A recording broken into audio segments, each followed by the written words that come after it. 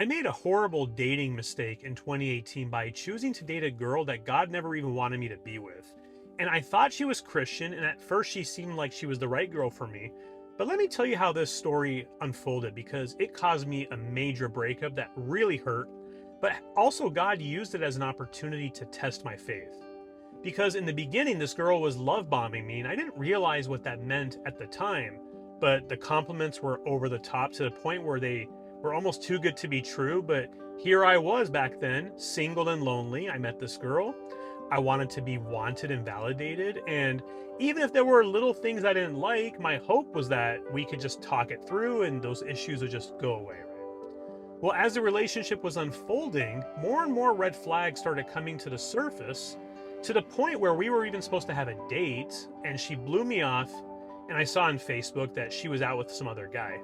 Now, I did the right thing and I broke up with her on the spot, but then through my own guilt and what I was feeling and the feeling of loneliness, the next day, even though the discernment from the Lord told me, hey, danger, this is a reason to not be with her, I still, because of my desire, decided to just go back and make it up with her anyhow. And Jeremiah warns us against this, right? The heart can be deceitful. And because of that mistake on my part, God allowed me to suffer more and more in this relationship to more extremes because I wasn't listening to him. And so as the relationship is unfolding, it got to a point where here I thought she was Christian, and she finally admitted that she pretended to believe in God and specifically pretended to be Jewish to get back at her mom.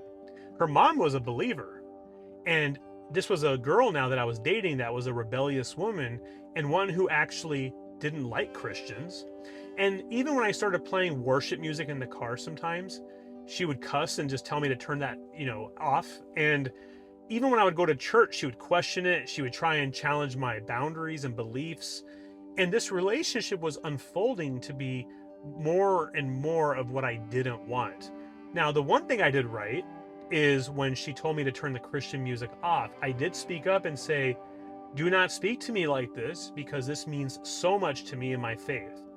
And I feel like that was an example where I was being tested. And it's not like this is new, right? We've seen this in the Bible. Do you remember when Job lost everything and his wife told him to curse God? Do you remember when Joseph had a dream that he would rule over his brothers for them to then throw him into the well? Do you remember when Jesus was betrayed by Judas? So a good litmus test to see if you're in the bad situation is if this person is trying to take you away from your faith or get you to downplay it, right? That's a big no-no. And so ultimately, this girl ended up cheating on me, and that's the kind of pain I needed and for God to allow, and I'm thankful he did, because it took that extreme of a painful situation for me to finally be gone for good. And even as I was going separate ways from her and she was still trying to cause a lot of chaos in my life, I do remember at one point that she was trying to mess with me, and I'm not going to go into a lot of detail on this, but ultimately I started saying a prayer and I started listening to worship music, and I was telling God, look, you win. This is not a good situation. I am sorry for putting myself here.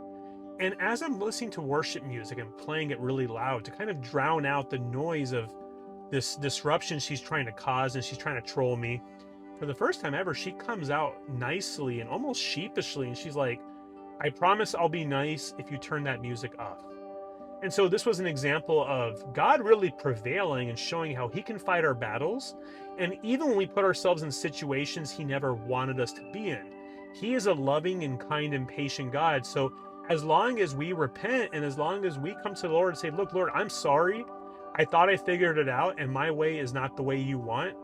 And I just ask for your forgiveness and for you to help me through the situation. He's going to see us through that valley of the shadow of death like we see in Psalm 23. And so I hope this video was helpful to many of you guys out there. And you tell me in the comments below if you've gone through a situation like this where you're dating someone who claims to be a believer and she turns out being a counterfeit. And also if you're struggling with something like this right now, or just finding the right woman in general, you can check out some of the guides in the description below, and you can even book 20 minutes to talk with me one-on-one, and we can plan out an action plan for you to help you prepare for meeting your future spouse. And hope you guys take care, and God bless.